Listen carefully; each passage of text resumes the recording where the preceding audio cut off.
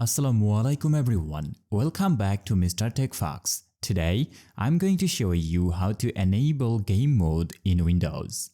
Game mode is designed to optimize your system for gaming by allocating more resources to your game and minimizing background activity for a smoother gaming experience. If this helps, please consider subscribing this channel. Alright. First, click on the Start menu and open Settings by clicking on the gear icon.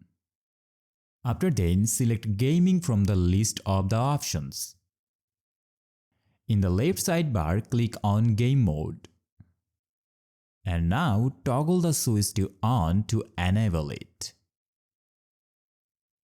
Once game mode is enabled, Windows will automatically optimize your computer whenever you play games to help enhance performance and reduce interruptions. And that's it. Enabling game mode can make your gaming sessions smoother and more enjoyable. If you found this tutorial helpful, please don't forget to subscribe to Mr. TECHFOX for more tech tips and tutorials. Thanks for watching and see you in the next video. Allah Hafiz.